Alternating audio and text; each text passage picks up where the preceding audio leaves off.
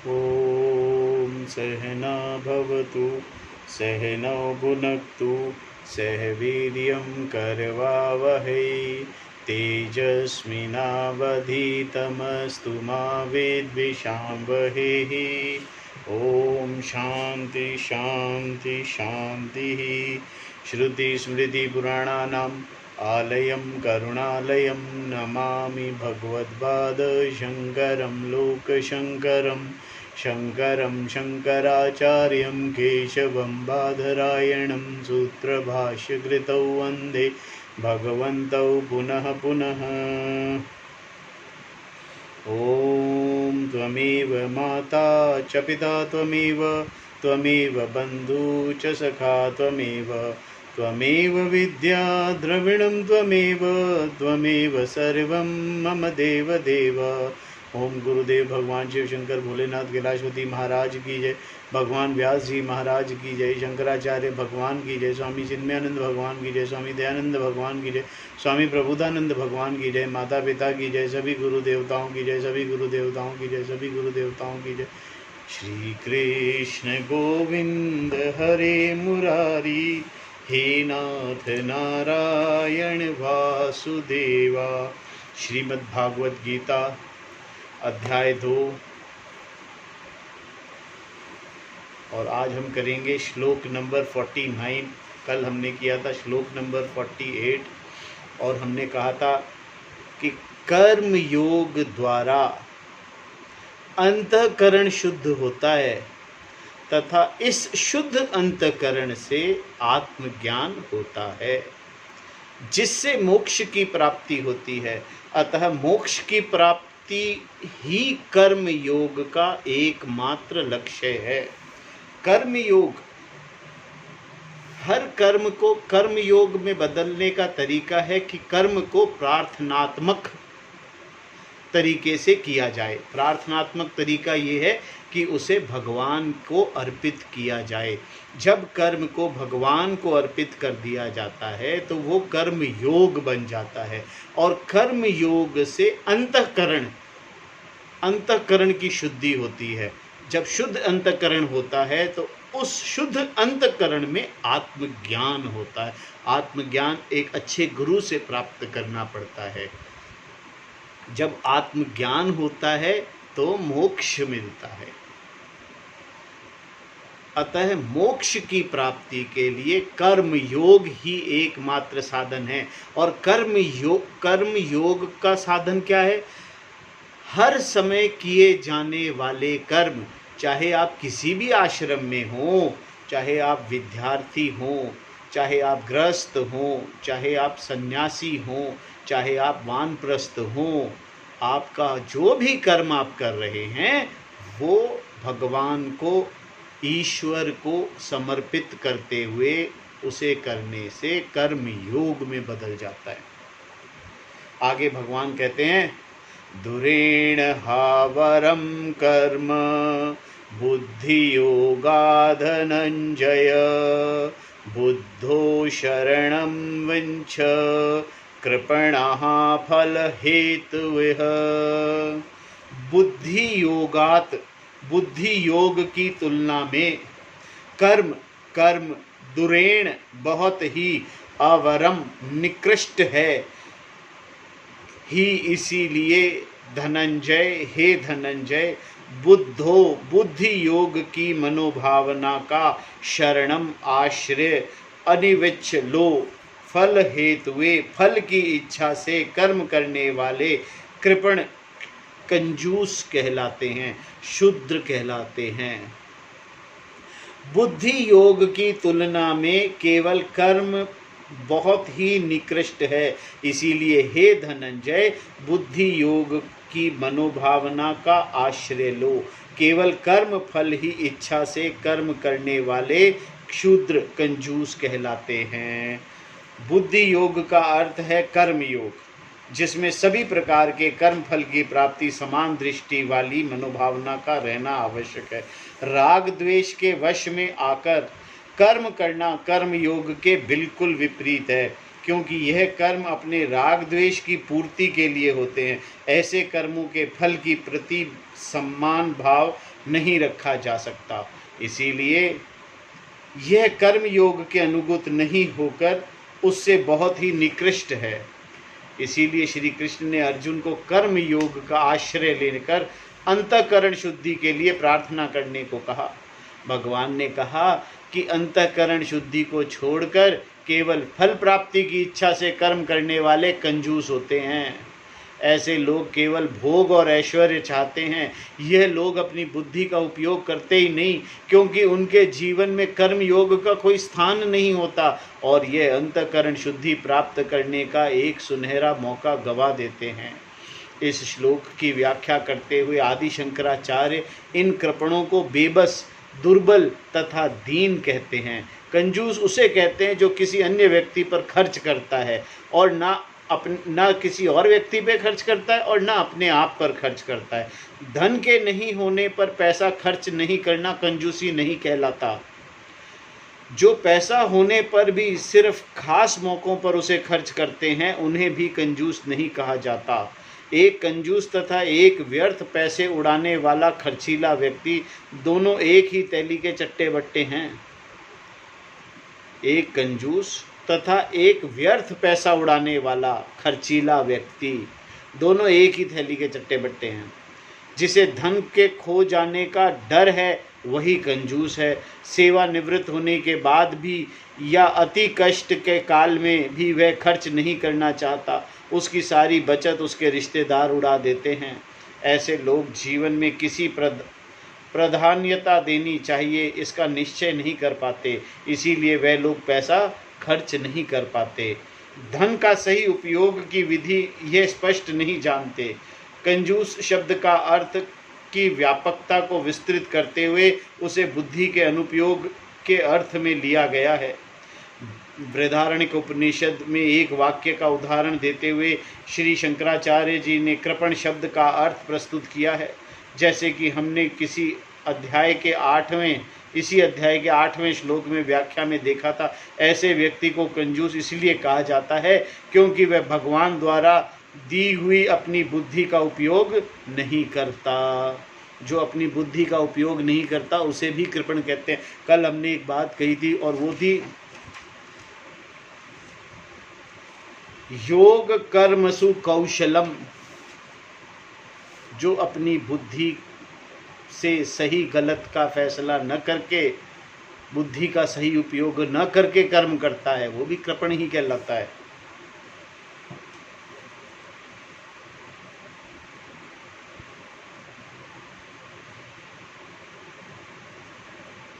मनुष्य होने के नाते उसे एक विवेक शक्ति युक्त बुद्धि प्रदान की गई है। मनुष्य की यह सबसे बड़ी संपत्ति है। आत्मज्ञान प्राप्त करने के लिए इसका उपयोग करना चाहिए। यद्यपि हर व्यक्ति अपनी बुद्धि का उपयोग कर सकता है, फिर भी एक कृपण इसका उपयोग किए बिना ही मृत्यु को प्राप्त कर इस संपत्ति को गंवा देता है। पैसा खर्च नहीं करने वाले कृपण की संपत्ति का लाभ उसकी मृत्यु के बाद दूसरों को अवश्य ही मिलता है, किंतु बुद्धि के अनुयुक्त रखकर मरने वाले कृपण की बुद्धि किसी के काम नहीं आती। ऐसे कृपण को रुचि नश्वर और अल्प कर्म फल का भोगने में होती है, मोक्ष में नहीं। इनके भाग्य में न कर्म योग होता है और न संन्यास, इनमें मात्र कृपणता ही होती है। वेदों की दृष्टि के अनुसार मनुष्य के लिए दो ही विकल्प हैं, एक कर्मयोगी होना और या सन्यासी बनना। कोई तीसरा विकल्प है ही नहीं। जो न कर्मयोगी है और न सन्यासी है उन सब को अवश्य कर्मयोगी बनना होगा, अन्यथा वह लोग कृपण की श्रेणी में होंगे। अतः भगवान ने कर्मयोग के अनुसार अनुसरण करने को कहा है। बुद्धि युक्तो जहातिह उबे सुकृत दृश्य कृते तस्मा उद्योगाय युजुस्व योग कर्मसु कौशलम। श्लोक नंबर 50। बुद्धि युक्त, समत्व बुद्धि से युक्त जो है वह सुकृत दुष्कृत पुण्य तथा पाप उभय दोनों को इस लोक में जाहित छोड़ देता है। तस्मात् इसलिए योगाय कर्म योग को जीवन का युजस्व अपनाओ। कर्मसु कर्म में कौशलम विवेकशीलता योग कर्म योग कहलाता है। समस्त बुद्धि से युक्त व्यक्ति पाप तथा पुण्य दोनों को इस लोक में ही छोड़ देता है। समस्त बुद्धि से युक्त व्यक्ति पाप तथा पुण्य को दोनों को इस लोक में छोड़ देता है। इसलिए कर्म योग का जीवन अपनाओ। कर्म के चयन में विवेकशीलता ही कर्म योग कहलाता है। जैसे कि हम पहले देख चुके हैं कि कर्म नहीं करने से में हमारी आसक्ति नहीं होनी चाहिए। कर्म करना बहुत जरूरी है। कर्म नहीं करना में एक गलत बात होगी, एक गलत सोच होगी। कर्म करने में हमारी आसक्ति नहीं होनी चाहिए, किंतु समान भाव रखते हुए अर्थात योग की बुद्धि से युक्त होकर कर्म करना चाहिए। वर्तमान श्लोक की व्याख्या करते हुए आदि शंकराचार्य जी कहते हैं, समत्व बुद्धि का उल्लेख कर्म फल की प्राप्ति से कर्म फल की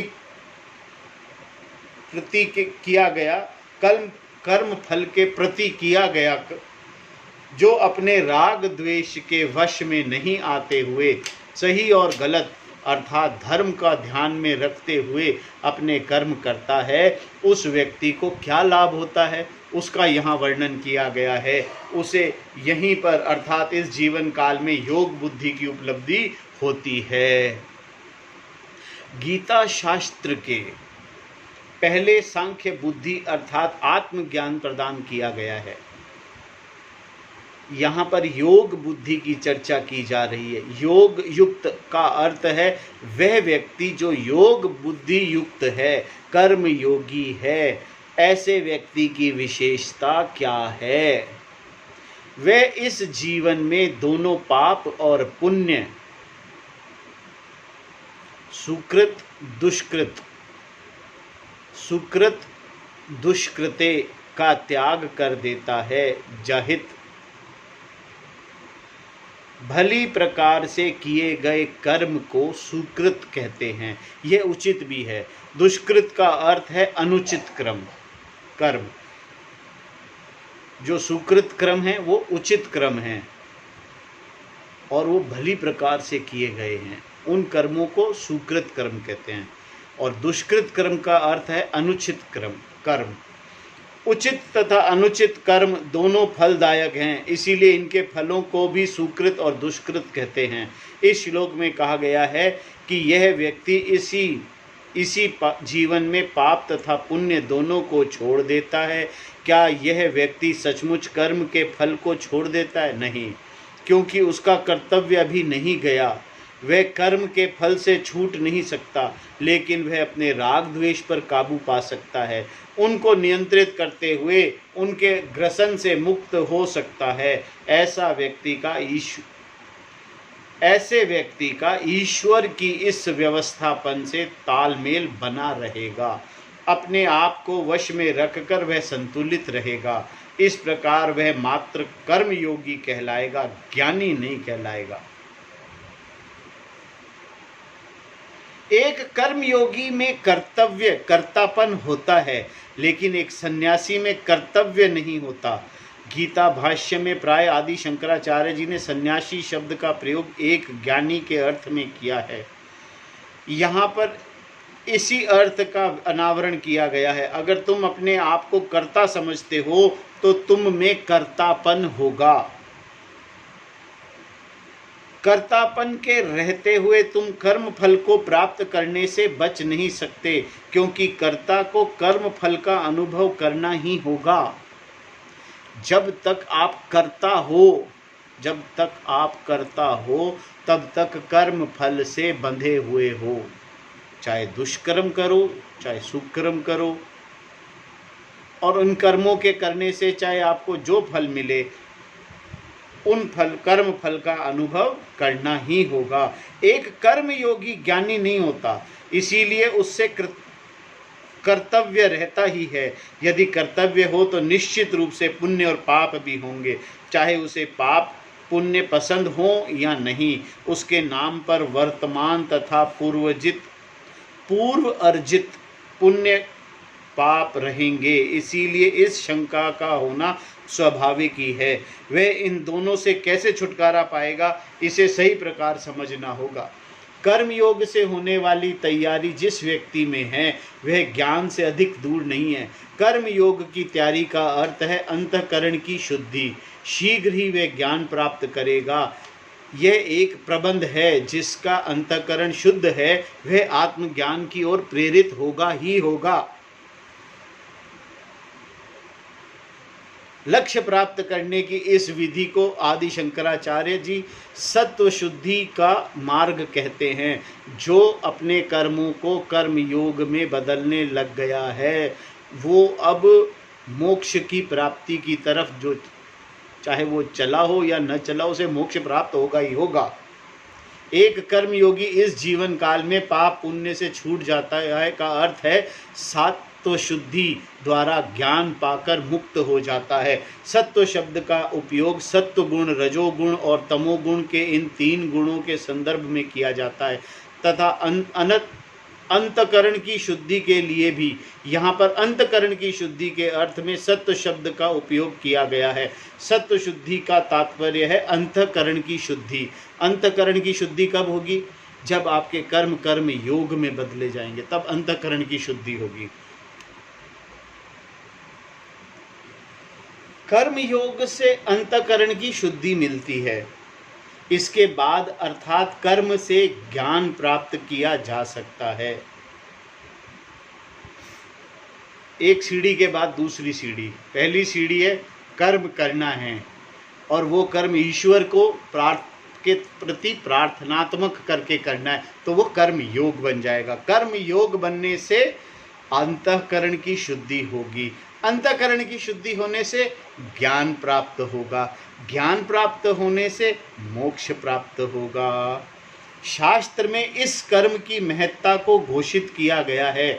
हमें इसे स्पष्टतः जानना होगा, अन्यथा शास्त्रोक्ति के समझने में कठिनाई होगी। इसीलिए अधिकतर लोगों में इस विषय के प्रति भ्रांति देखी गई है, क्योंकि लोग अक्सर यही समझते हैं कि पाप पुण्य का नाश करने के लिए कर्म योग एक स्वतंत्र मार्ग है। ज्ञान योग के प्रति भी इनकी यही समझ है कि पुण्य पाप से छूटने का वह भी एक स्वतंत्र मार्ग है। यह भ्रांति खोकर हमें शास्त्र के तात्पर्य का निश्चय करने में असमर्थ होकर अनेक प्रवृत्तियों में मंडराते रहते हैं। लोगों को क्या, अक्सर लोगों को यह भ्रांति है कि ज्ञान अलग है और कर्म योग अलग है, जबकि ये दोनों अलग नहीं हैं। हर व्यक्ति को कर्म करना पड़ता है, कर्म करना होगा। जो व्यक्ति सद्बुद्धि से कर्म करेगा वो बुद्धिमान कहलाएगा, वो ज्ञानी नहीं होएगा। जिसमें कर्तापन, उसमें कर्तापन रहेगा। जब आप उस कर्म को ईश्वर के प्रति प्रार्थनात्मक तरीके से करेंगे तो आपका अंतःकरण शुद्ध होगा।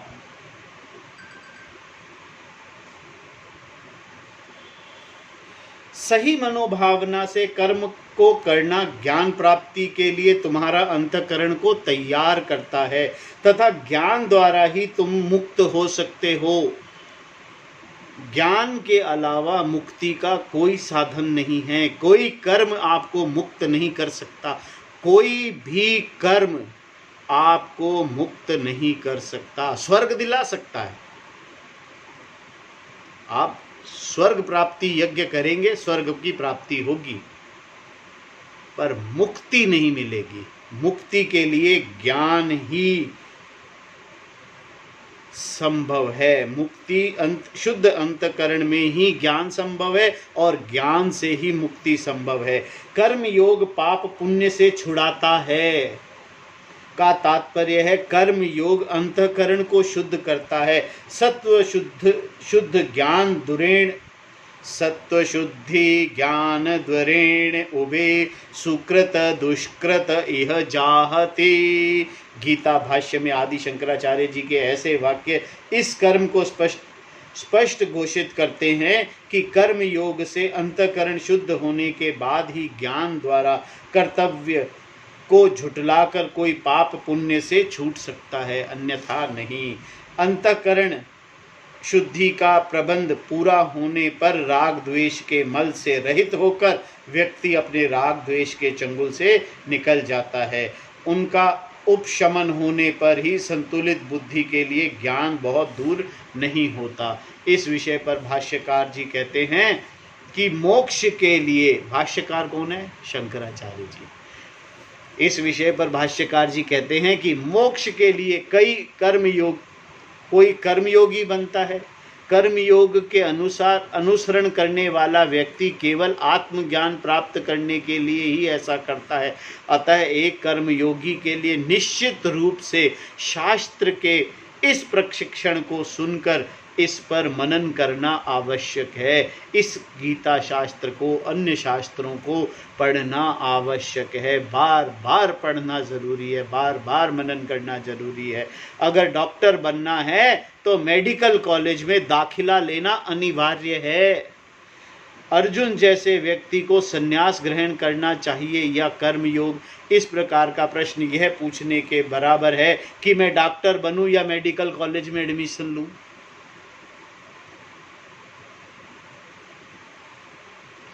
इसमें कोई विकल्प है कहीं?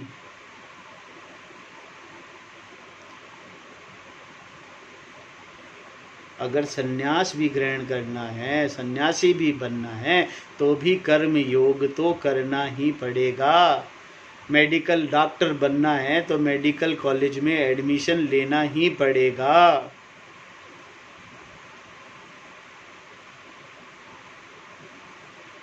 जो डॉक्टर बनने की अपेक्षा रखता है उसे मेडिकल कॉलेज में पढ़ना ही होगा। उसी प्रकार जो मोक्ष का इच्छुक है उसे ज्ञान प्राप्त करना ही होगा। उसके लिए उसे एक शुद्ध अंतःकरण की आवश्यकता है। अगर डॉक्टर बनना है, मेडिकल में एडमिशन लेना है, तो आपको पढ़ना ही पड़ेगा, दूसरा कोई रास्ता है ही नहीं। मेडिकल कॉलेज में दाखिला लेने के बाद पढ़ाई करनी पड़ेगी।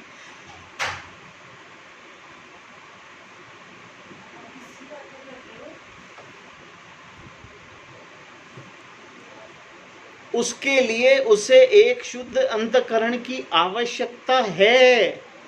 और शुद्ध अंतःकरण के लिए कर्म योग ही एक साधन है। कर्म योग कैसे होगा?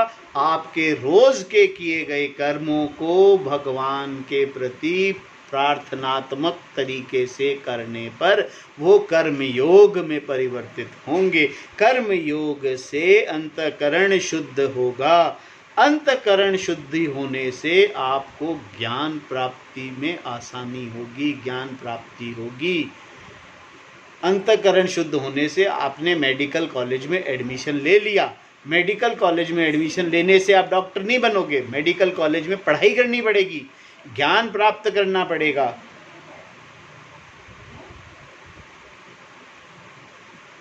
इसीलिए भगवान ने अर्जुन से कहा कि वह कर्म योग की निष्ठा को अपनाए।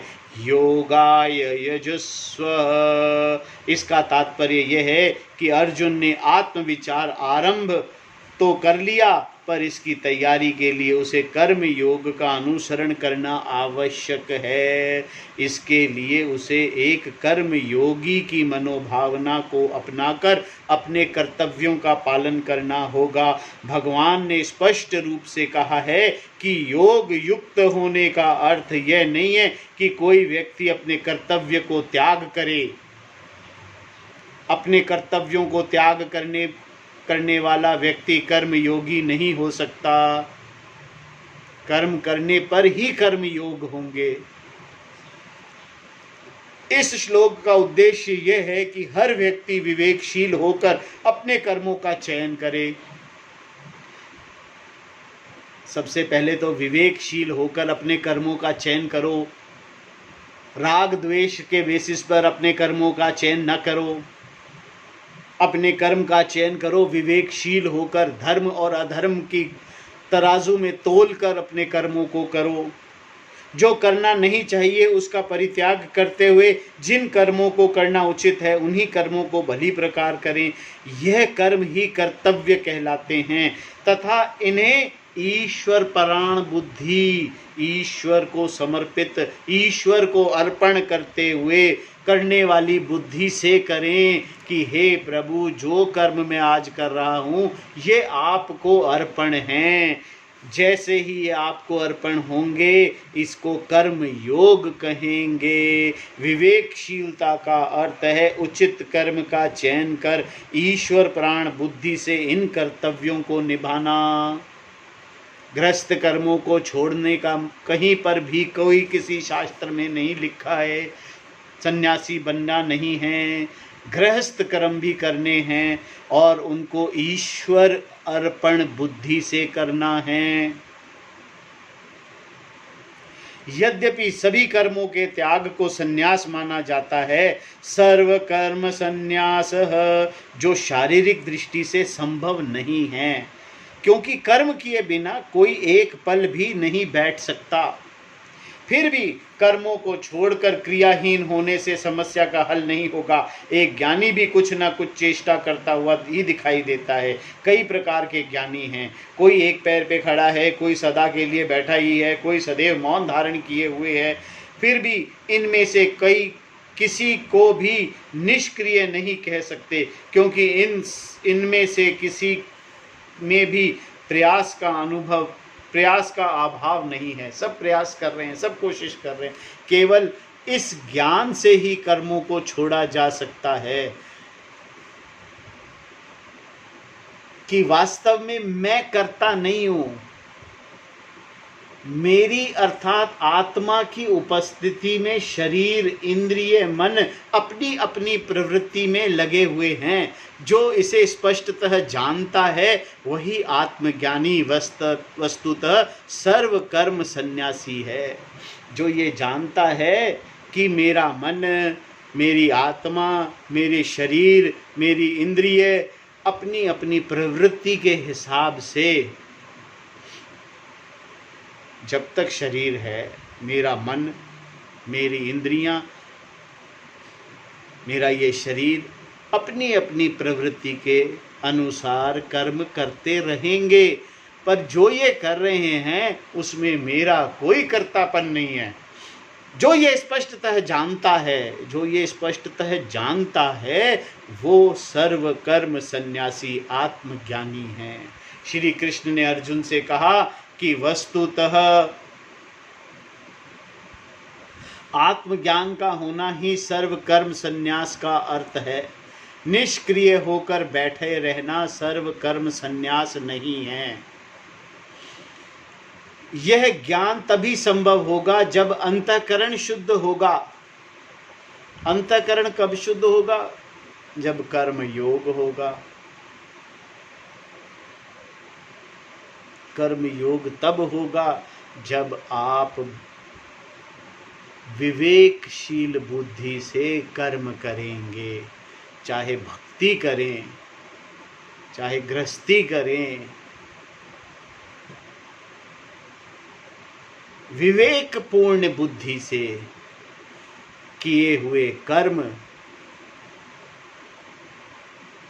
और ईश्वर अर्पण करे हुए कर्म योग बनेगा, कर्म योग होगा। जिसका अंतःकरण शुद्ध है वह या तो पहले से ही कर्म योगी होगा या सन्यासी होगा, जिसने ज्ञान प्राप्त करने के लिए सब कुछ छोड़ दिया है। अतः ज्ञान प्राप्त करना एक कर्मयोगी तथा एक सन्यासी दोनों के लिए अनिवार्य है।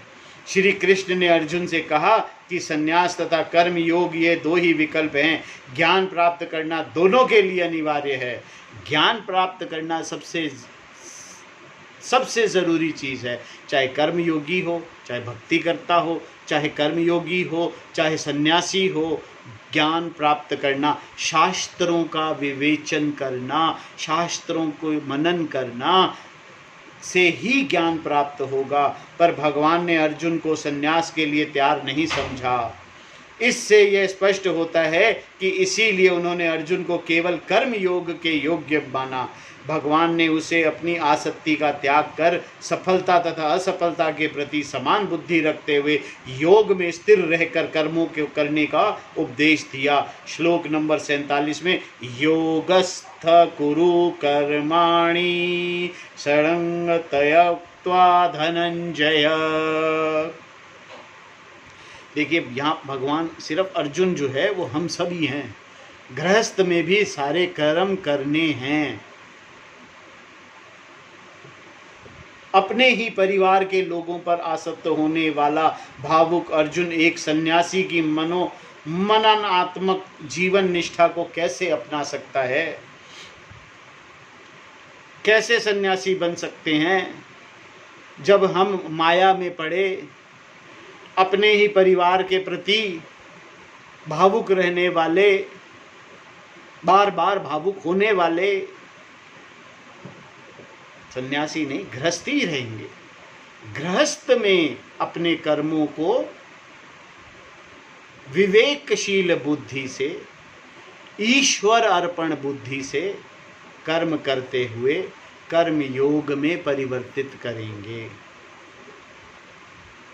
कर्म योग में परिवर्तित करेंगे तो हमारे कर्म, उन कर्म योग हमारे अंतःकरण को शुद्ध करेगा। जब हमारा अंतःकरण शुद्ध हो जाएगा तो हम ज्ञान की ओर बढ़ेंगे, हम शास्त्रों का अध्ययन करने में समर्थ होंगे। जब हम शास्त्रों का अध्ययन करेंगे तो हमें ज्ञान प्राप्त होगा। उस ज्ञान से हमारे को मोक्ष की प्राप्ति होगी। अन्य संसारियों की तरह अर्जुन की भी अपनी कार्य योजनाओं की लंबी सूची है। हमारे पास भी लंबी लंबी सूचियां हैं कार्य करने की। आज ये करना है, आज ये करना है, ये करना है। अपने राग द्वेष के चुंगल से वह अभी पूरी तरह छूट नहीं पाया। कोई नहीं छूट पाया, मैं ही छूट कौन पाया। अतः उसके लिए कर्म योग की जीवन निष्ठा को अपनाने के सिवा कोई विकल्प नहीं था। भगवान आगे कहते हैं,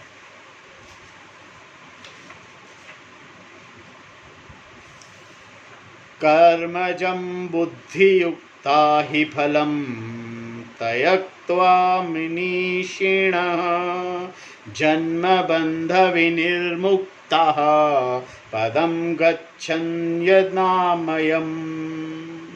ही निसंदेह बुद्धियुक्तः कर्म योग की मनोभावना से युक्त मनीषिणः बुद्धिमान, कर्मजम कर्मों से उत्पन्न होने वाले, फलम त्यक्त्वा फल को त्याग कर, जन्म बंध विनिर्मुक्तः जन्म रूपी बंधन से मुक्त, अनामयम सभी प्रकार के दुख से निमुक्त, पदम उस लक्ष्य को, गच्छन्ति प्राप्त होते हैं। निसंदेह कर्म योग की मनोभावना से युक्त बुद्धिमान लोग कर्मों से उत्पन्न होने वाले फल को त्याग कर जन्म रूपी बंधन, जन्म मरण रूपी बंधन से मुक्त, सभी प्रकार के दुख से निर्मुक्त हो उस लक्ष्य को प्राप्त करते हैं। ऐसा कहा गया था कि एक कर्म योगी ज्ञान प्राप्त कर लेने पर अपने सभी कर्म फल अर्थात पाप पुण्य से छूट जाता है। इस पर एक शंका उठ सकती है कि क्या फिर उसके पास अपने कर्म की कोई पूंजी नहीं रहती?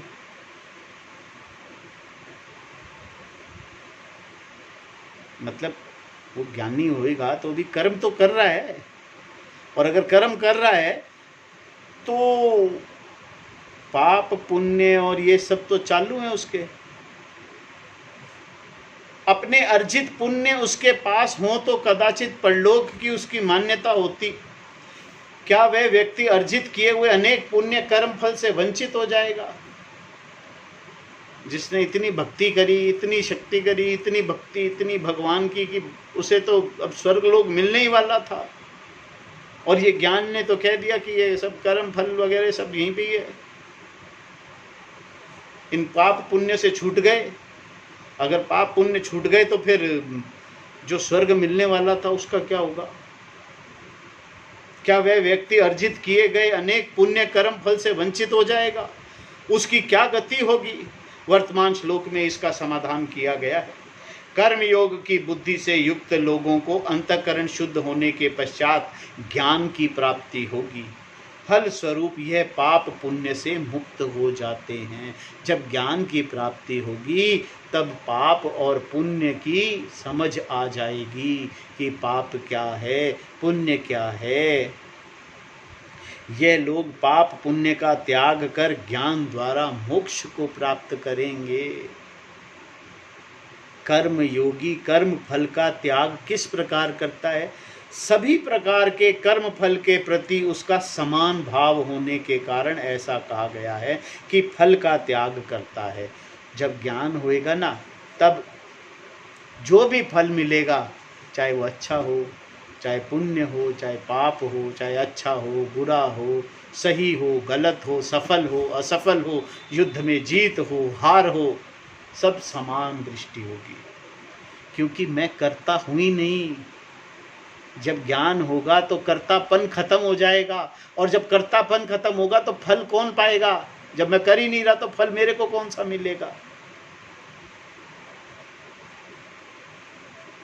सभी प्रकार के कर्म फल के प्रति उसका समान भाव होने के कारण ऐसा कहा गया है कि वह फल का त्याग करता है। कुछ समय बाद बुद्धि युक्त होकर आत्मज्ञान प्राप्त करता है, जिससे उसके कर्तव्य का बाध होता है। ऐसे मनीषी या ज्ञानी, मनीषी माने बुद्धिमान व्यक्ति को ज्ञानी कहते हैं। इस प्रकार मनीषी बुद्धिमान बनकर वह जन्म के बंधन से मुक्त हो जाता है। जन्म बंध विनिर्मुक्तः। कर्तव्य के जाने के बाद कर्म फल भी नहीं होता। जब कर्तव्य ही नहीं है तो कर्म फल कहाँ से? जब करने वाला मैं हूँ ही नहीं तो कर्तव्य कहाँ हुआ? जब कर्तव्य ही नहीं हुआ तो कर्म फल कहाँ हुआ? पर कर्म हो रहा है, पर वो मैं नहीं कर रहा हूँ, आत्मा नहीं कर रही है, परमात्मा नहीं कर रही है, ना मैं कर रहा हूँ, क्योंकि मैं हूँ ही नहीं। पुण्य पाप के कारण होने वाला यह जन्म एक बंधन है। ऐसा नहीं कहा जा सकता कि जन्म के बाद ही बंधन आरंभ होता है। गर्भावास के समय भी तुम बंध ही थे। बच्चा चाहे जितनी करवटें बदल ले, 9 महीने की प्रतीक्षा के बाद उसे बाहर आने का मौका मिलता है। बंधन के साथ ही उसका जन्म होता है। पैदा होने के बाद तुम्हें स्वतंत्र रूप से अपना जीवन जीने के लिए कम से कम 18 वर्ष तक प्रतीक्षा करनी पड़ती है। उसके पश्चात भी सैकड़ों उलझनों द्वारा तुम अपने आप को बंध पाते हो। यह सारा जन्म बंधन ही है। इस प्रकार जन्म के बंधन से ज्ञानी मुक्त हो जाते हैं। इसी बंधन से मुक्त होना है, बिना मुक्त हुए मुक्त होना है, क्योंकि बंधे ही नहीं थे हम। आदि शंकराचार्य ने स्पष्ट कहा है कि मुक्ति मृत्यु के बाद नहीं, इसी जीवन काल में ही होती है। जीवन्तः एव विनिर्मुक्तः। जीते जी वे मुक्ति को प्राप्त होते हैं। जीते जी ही मुक्ति मिल सकती है, मरने के बाद नहीं मिलती।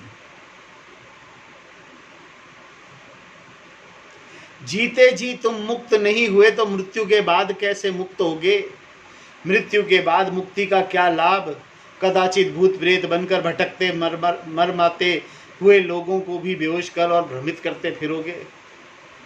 यहाँ पर भगवान कहते हैं कि जीवन काल में ही जन्म और मृत्यु से, जिसे संसार का चक्कर कहा जाता है, तुम्हें उससे छुटकारा मिल जाएगा। यदि कोई चाहे, हमें जन्म मृत्यु की कोई चिंता नहीं है, छुटकारा मिले या नहीं इसका कोई परवाह नहीं है। हम सब की चिंता वर्तमान जीवन के लिए ही है, क्योंकि मृत्यु के बाद क्या होगा कोई नहीं जानता। मृत्यु के बाद जो भी होता है वह मात्र एक विश्वास है, भरोसा है। कदाचित कुछ हद तक अनुमान करना संभव होगा, फिर भी यह एक विश्वास मात्र ही है। हम वर्तमान की परवाह ही करते हैं।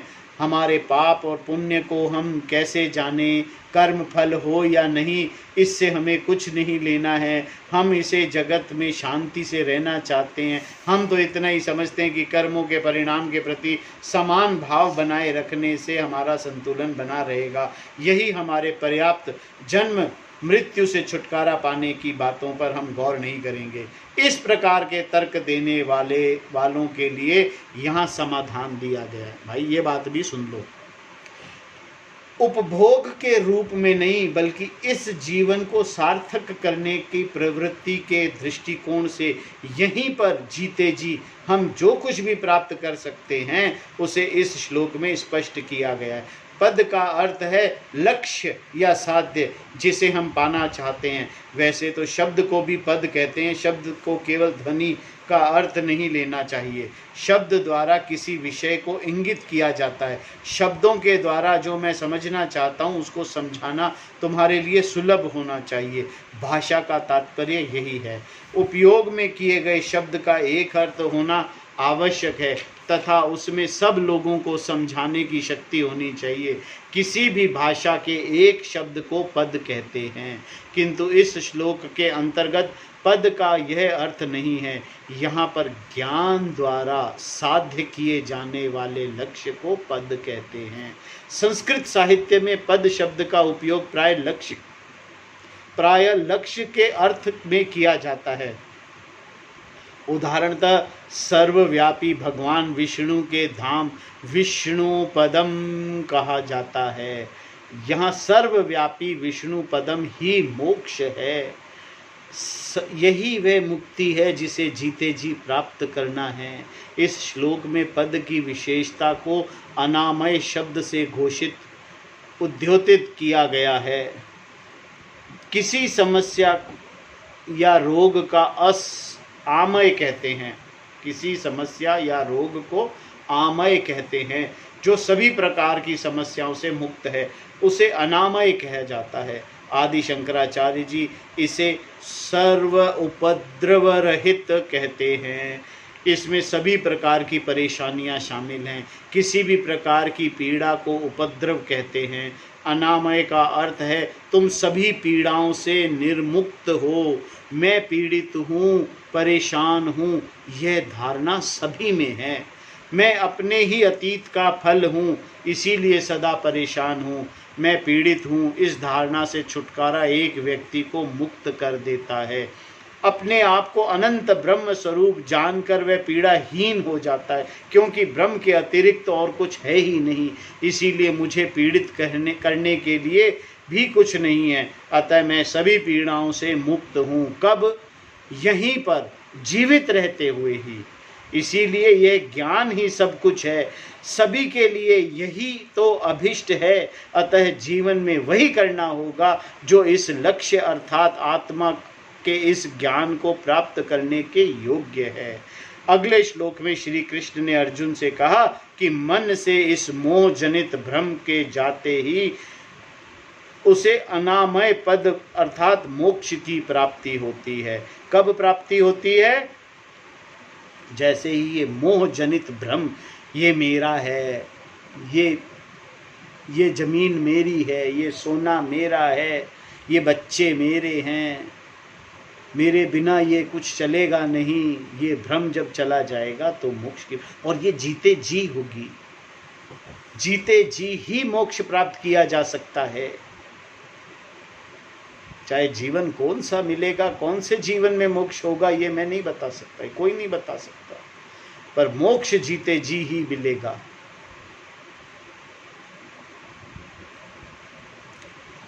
यदा ते मोह किललम बुद्धि व्यर्तितरिष्यति तदा गन्तसि निर्वेदम श्रुत्वयस्य श्रुतस्य च। यदा जब ते बुद्धि ही तुम्हारी बुद्धि मोह कलिलम मोह की मलिनता को व्यति तरिष्यति तार जाएगी, तर जाएगी, पार हो जाएगी। तदा तब तुम श्रुतस्य जिन विषयों के बारे में सुन चुके हो, च तथा श्रोत्वयस्य जिनका सुनना बाकी है उनके प्रति निर्वैदम वैराग्य को गंतासी प्राप्त होगे। जब तुम्हारी बुद्धि मोह की मलिनता को तर जाएगी तब तुम जिन विषयों के बारे में सुन चुके हो तब जिनका सुनना बाकी है उनके प्रति वैराग्य को प्राप्त होगे। ओम तत्सत। ओम पूर्णमदः पूर्णमिदं पूर्णात् पूर्णमुदच्यते पूर्णस्य पूर्णमादाय पूर्णमेवावशिष्यते। ओम शांति शांति शांति। श्लोक नंबर 52 हम कल करेंगे। ओम।